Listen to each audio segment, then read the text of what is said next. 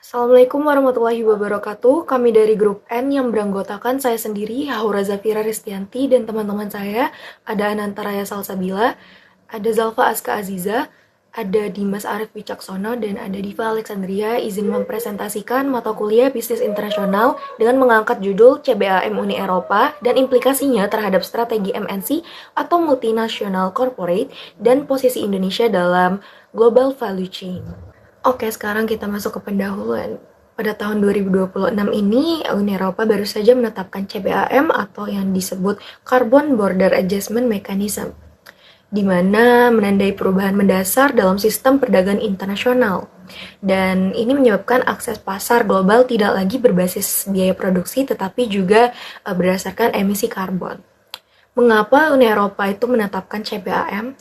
Ternyata Uni Eropa itu memiliki tujuan dengan menetapkan CBAM ini untuk mencegah carbon leakage atau untuk melindungi industri domestik dari Uni Eropa itu sendiri, di mana melakukan penyesuaian biaya karbon terhadap produk impor beremisi tinggi. Dan dalam konteks bisnis internasional, CBAM yang diterapkan Eropa ini merepresentasikan bentuk baru dalam hambatan non-tarif yang berbasis regulasi pada lingkungan dan memiliki implikasi langsung terhadap konfigurasi rantai pasok global.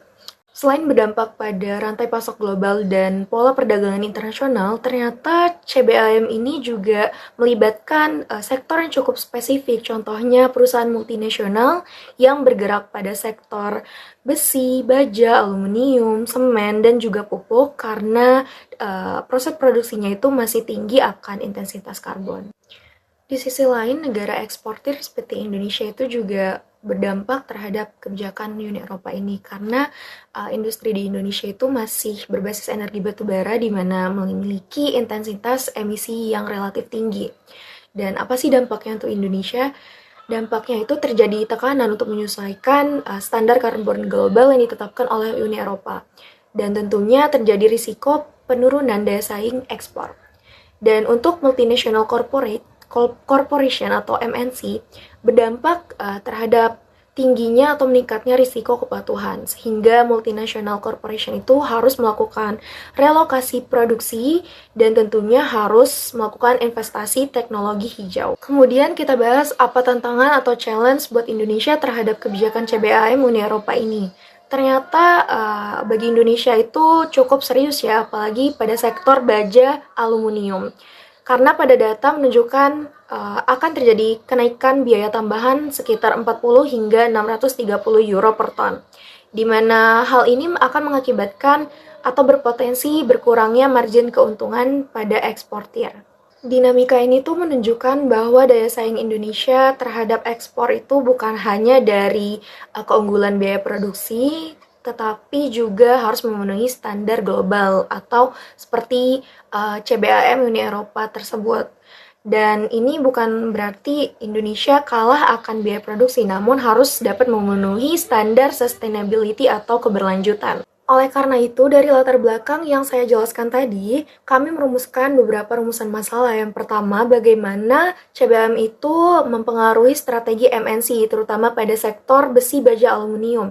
Yang kedua, bagaimana dampaknya terhadap ekspor Indonesia. Seperti yang kita ketahui, bahwa industri di Indonesia itu masih relatif tinggi akan intensitas karbon. Yang ketiga, bagaimana pengaruhnya terhadap posisi Indonesia dalam global value change. Lalu yang terakhir, bagaimana CBAM ini dapat menjadi hambatan perdagangan, terutama pada administrative distance dan compliance risk.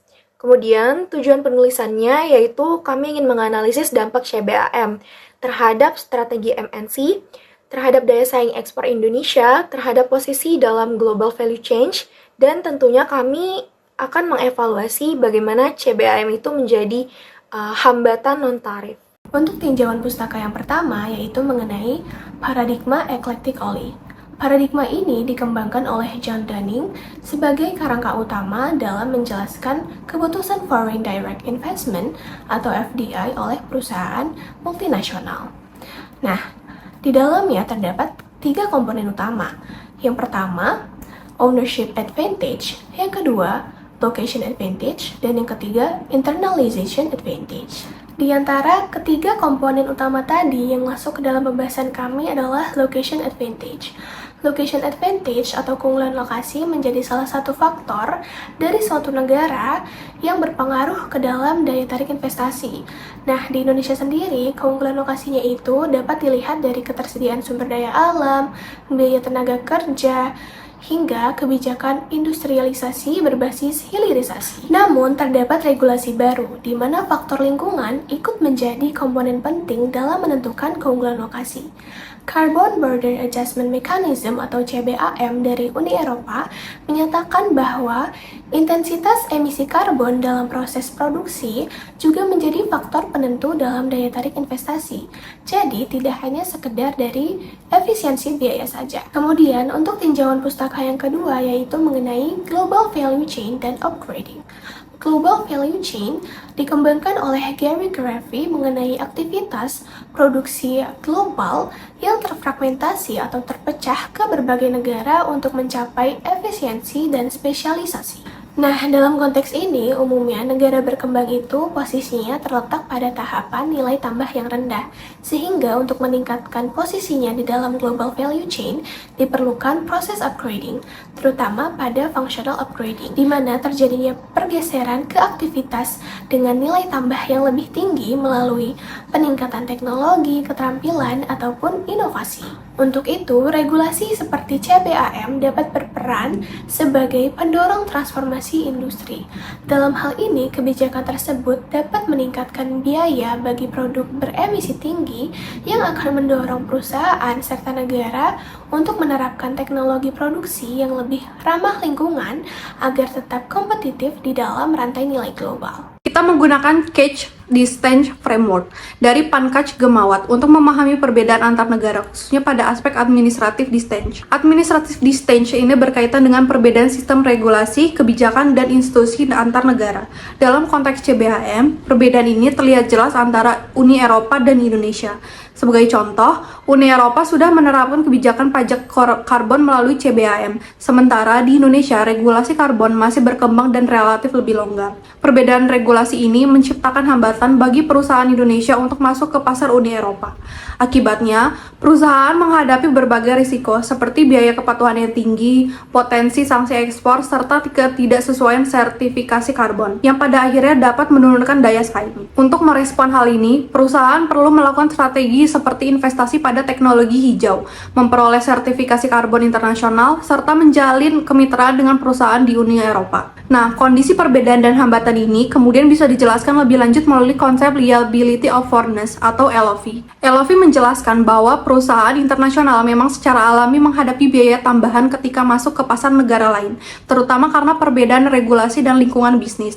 Dalam konteks CBAM, biaya tambahan tersebut muncul dalam bentuk kewajiban pelaporan emisi, sertifikasi karbon, dan penyesuaian terhadap standar lingkungan Uni Eropa. Dampaknya, perusahaan dari negara berkembang seperti Indonesia menjadi kurang kompetitif dibandingkan produsen domestik di Uni Eropa, serta harus menyesuaikan strategi global mereka seperti relokasi produksi atau membangun green supply chain. Oleh karena itu, bagi Indonesia, kondisi ini menuntut adanya transformasi, terutama dalam energi, industri, dan penguatan ekosistem produksi hijau agar tetap mampu bersaing di pasar global.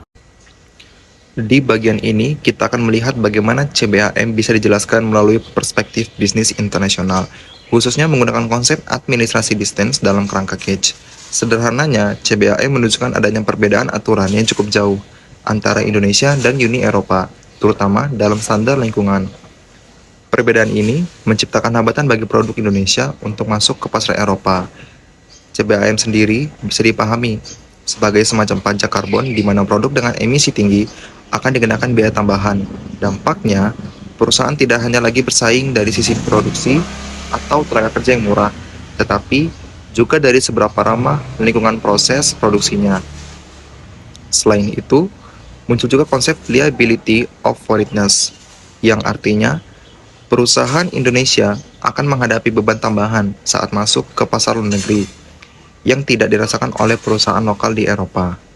Contohnya, perusahaan Indonesia harus mengikuti sistem pelaporan emisi yang ketat atau yang biasa disebut monitoring, reporting, and verification karena infrastruktur di Indonesia belum sepenuhnya siap. Jadi, perusahaan harus menggunakan jasa verifikator internasional yang tentu akan menambah biaya. Bahkan untuk sektor seperti baja dan aluminium, biaya tambahan ini bisa mencapai 40 sampai 630 euro per ton. Ini adalah angka yang cukup besar dan bisa mengurangi daya saing produk Indonesia.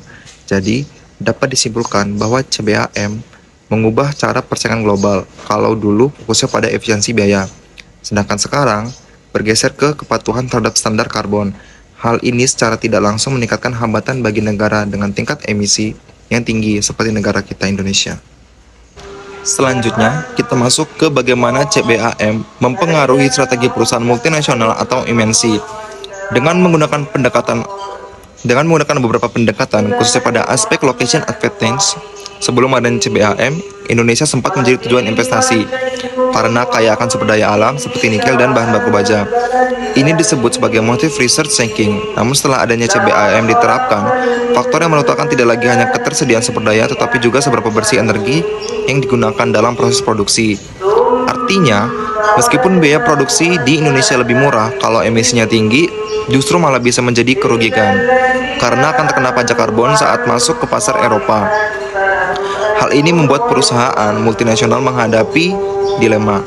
Mereka bisa memilih untuk tetap di Indonesia, tetapi harus berinvestasi pada teknologi ramah lingkungan, atau justru memindahkan investasinya ke negara lain yang sudah memiliki energi lebih bersih. Dari sini kita bisa melihat tentunya adanya perubahan besar dalam motif investasi global yang tadinya berorientasi pada sumber daya, sekarang justru bergeser ke efisiensi yang berbasis rendah karbon. Perusahaan juga mulai melakukan penyesuaian dalam rantai pasok global. Misalnya, dengan strategi green relocation, yaitu memindahkan produksinya ke negara yang lebih ramah lingkungan, atau dengan green upgrading, yaitu meningkatkan teknologi agar lebih rendah emisi. Bagi Indonesia, ini menjadi tantangan sekaligus peringatan. Jika kita tidak segera beralih ke energi yang lebih bersih, ada risiko kehilangan daya tarik sebagai tujuan investasi. Kesimpulannya tentu, keunggulan suatu negara dalam menarik investasi global sekarang tidak lagi ditentukan oleh banyaknya sumber daya, tetapi oleh kemampuannya menyediakan ekosistem produksi yang lebih rendah. Analisis posisi Indonesia dalam GCV, Green Upgrading versus Downgrading. Pada bagian ini kita membahas posisi Indonesia dalam Global Value Chain atau GCV, khususnya dalam konteks penerapan Carbon Border Adjustment Mechanism atau CBAM. CBAM berfungsi sebagai mekanisme seleksi dalam perdagangan global, terutama bagi produk dengan intensitas karbon yang tinggi. Artinya, negara yang tidak mampu memenuhi standar emisi akan menghadapi hambatan masuk ke dalam pasar, khususnya Uni Eropa. Dalam kondisi ini, Indonesia berada di titik yang krusial. Di satu sisi memiliki peluang untuk melakukan green upgrading, namun di sisi yang lain juga menghadapi resiko economic downgrading jika tidak mampu beradaptasi. Terdapat 4 strategi utama yang dapat dilakukan oleh Indonesia. Pertama, proses upgrading, yaitu transformasi teknologi produksi dari blast furnace berbasis batu bara ke electric arc furnace yang lebih ramah lingkungan, sehingga dapat menurunkan emisi karbon. Kedua, product upgrading, yaitu pengembangan produk bernilai tambah seperti green steel untuk kendaraan listrik yang memiliki harga jual lebih tinggi di pasar global. Ketiga, functional upgrading, melalui penguatan riset dan pengembangan di bidang metalurgi hijau untuk mendorong inovasi serta peningkatan jumlah paten teknologi rendah karbon. Keempat, intersektoral upgrading, yaitu integrasi industri baja dengan rantai pasok nikel untuk memperkuat posisi Indonesia dalam industri baterai kendaraan listrik. Namun, apabila strategi tersebut tidak dapat dijalankan secara optimal, Indonesia berisiko mengalami economic downgrading. Hal ini dapat terjadi karena perusahaan multinasional akan cenderung menggantikan pemasok dari negara yang tidak memenuhi standar CBIM dengan negara lain yang lebih patuh. Dengan demikian, CBIM tidak hanya menjadi kebijakan lingkungan, tetapi juga penentu daya saing global.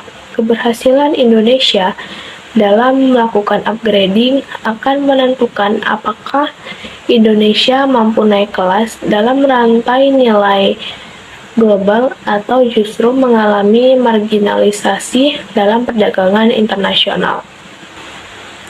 Analisis resiko kepatuhan dan sengketa perdagangan perspektif GATT atau WTO. Pada bagian ini, kita akan membahas resiko kepatuhan dan potensi sengketa perdagangan internasional akibat penerapan CBIM dari perspektif GATT atau WTO. Potensi pelanggaran WTO. CBIM berpotensi melanggar prinsip national treatment dalam GATT, yaitu kewajiban untuk memperlakukan produk impor dan domestik secara setara. Hal ini menjadi isu karena produk impor dikenakan biaya karbon penuh, sementara produsen di Uni Eropa masih mendapatkan insentif seperti alokasi emisi gratis. Kondisi ini dapat dianggap sebagai bentuk diskriminasi terhadap produk dari luar, termasuk Indonesia. Indikasi proteksionisme terselubung. Meskipun CBIM bertujuan untuk mencegah carbon leakage, kebijakan ini berpotensi menjadi proteksionisme terselubung. Perbedaan kapasitas antar negara, terutama antara negara maju dan berkembang, menyebabkan ketimpangan dalam pemenuhan standar. Akibatnya, muncul hambatan non-tarif yang secara tidak langsung merugikan eksportir Indonesia. Strategi sengketa dan negosiasi. Dari sisi hukum internasional, Uni Eropa kemungkinan akan menggunakan pasal 20 GATT sebagai dasar pembenaran, dengan alasan perlindungan lingkungan. Namun, keberhasilan pembelaan ini tergantung pada apakah kebijakan tersebut tidak bersifat diskriminatif atau proteksionis terselubung. Bagi Indonesia, mekanisme sengketa di WTO tidak hanya menjadi alat hukum, tetapi juga strategi negosiasi untuk memperoleh special and differential treatment sebagai negara berkembang. Fragmentasi standar global. Adanya perbedaan standar regulasi karbon antar negara menyebabkan fragmentasi standar global. Hal ini menciptakan ketidakpastian kebijakan bagi perusahaan multinasional, menurunkan daya tarik investasi, serta mendorong perubahan dalam rantai pasok global.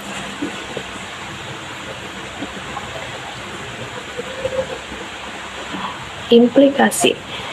Sebagai implikasi, Indonesia perlu menentukan strategi yang tepat dalam menghadapi dinamika ini.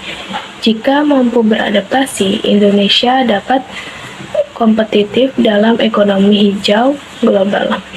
Namun, jika tidak, terdapat resiko terpinggirkan akibat fragmentasi pasar dan standar internasional.